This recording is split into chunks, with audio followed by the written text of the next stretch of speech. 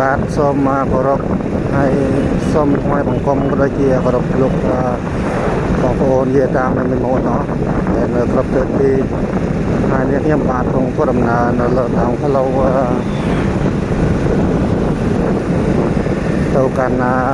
ខេត្តប្រតបាំងបាទនេះនៅលើដងផ្លូវមកដល់ចុងភូមិសំរោងបាទ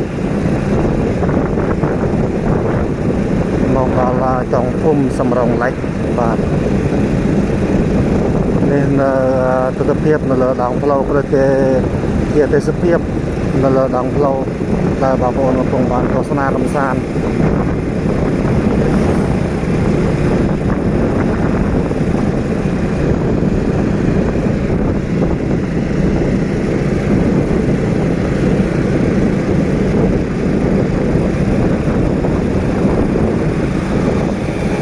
បាទនេះជាផ្លូវថ្នល់ជាតិបាទផ្លូវថ្នល់ជាតិលេខ60ធ្វើដំណើរពីខេត្តប្រតពាំងចុះទៅស្រុកកញ្ចោងនិងស្រុកកំពង់ស្ពានក៏ដូចជាទៅខេត្តឃ្លាំងក៏បានដែរបាទ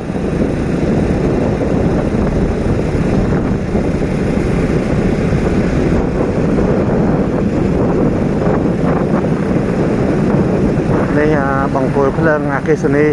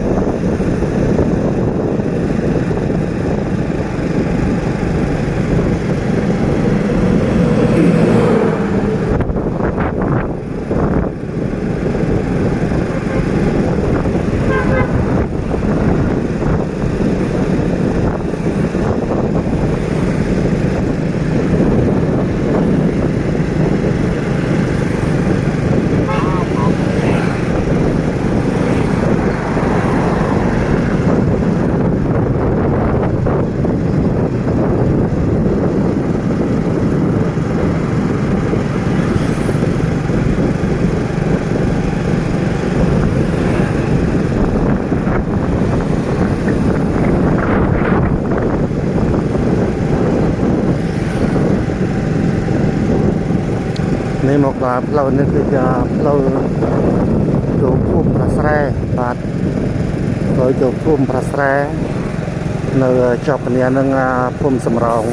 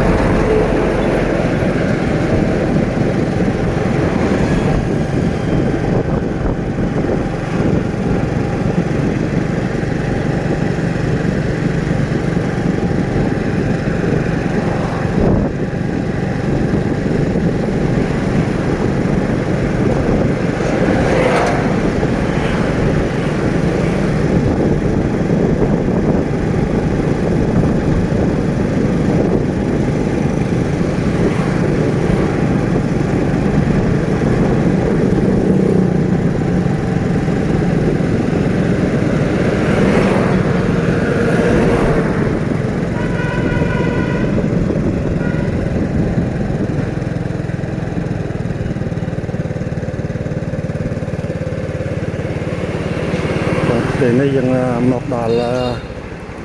ពេលនេះមកដល់ប្រទេសលោកតាតាលោកតាខ្លះហៅតាលោកយាយនៅភូមិសំរោងបាទនៅចុងភូមិសំរោង កន្លែងនេះហើយជាកន្លែងដែលបងប្អូនខ្មែរយើងតាំងពីបរមបុរាណកាលមានគេថាកសាងមកដើម្បីបងប្អូនខ្មែរយើងធ្វើការគោរពបូជាបាទដើម្បីធ្វើការគោរពបូជាហៅថាអេកធូបបន់ស្រន់បួងសួងកន្លែងដែលបងប្អូនខ្មែរយើងបានកសាងជាយូរឆ្នាំមកហើយបាទដើម្បីការគោរពបូជាក៏ដូចជាការធ្វើបន់ឡើងអត្តាអញ្ចឹងបាទមួយឆ្នាំនេះម្ដង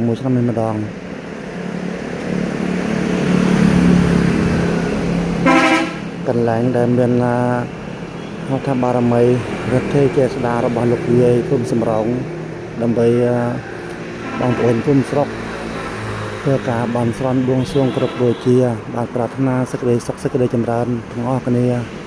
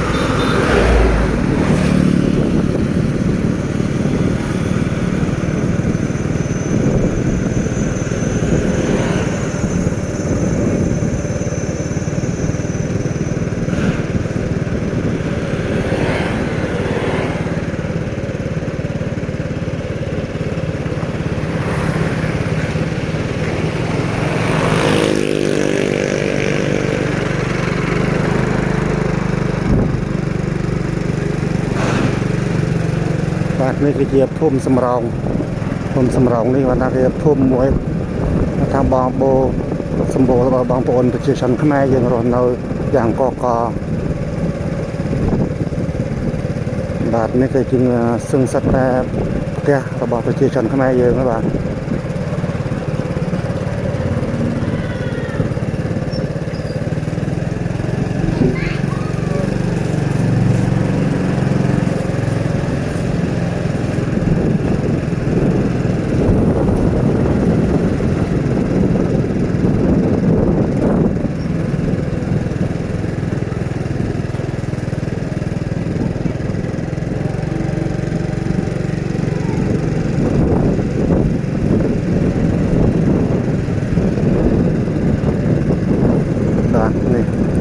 ភូមិសំរោង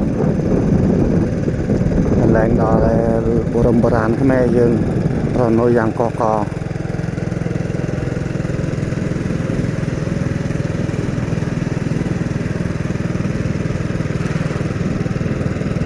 បន្តិចទៀតនឹងធ្វើដំណើរចូលដល់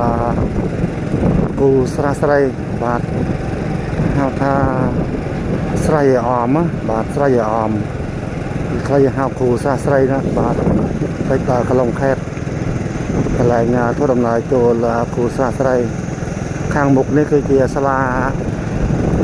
បាលី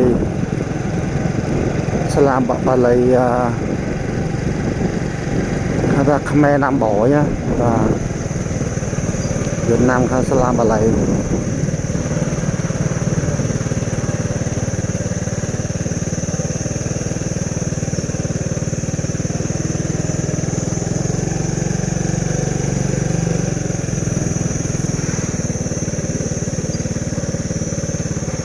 បាទខាងមុខនេះគឺជាទស្សនវិជ្ជាខ្លងខេត្តនៃផ្លូវចូលវត្តអង្គរបុរីនិងស្រះដួនអងបាទស្រះដួនអននិងវត្តអង្គរបុរីគឺខ្លងខេត្តធំកន្លែងផ្លូវចូលបាទបងប្អូនទស្សនាកម្សាន្ត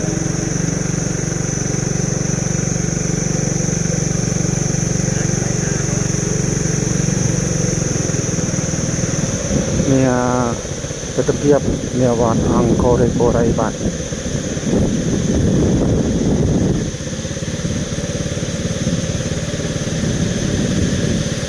ពុទ្ធបរិស័ទមកអំពីទី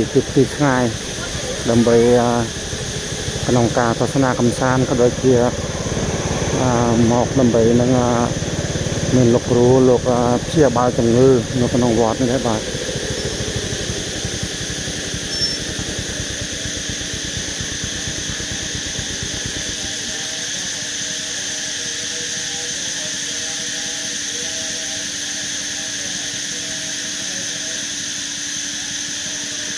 បាទអញ្ចឹងសូមឆ្លើយតែប៉ុណ្ណេះសិនបាទថ្ងៃក្រោយខ្ញុំនឹងថតបន្តទៀតនៅទស្សនវិជ្ជានៃគូស្រះស្រីក៏ដូចជាវត្តអង្គររាជបូរីនិងសារមន្ទីរដែលនៅ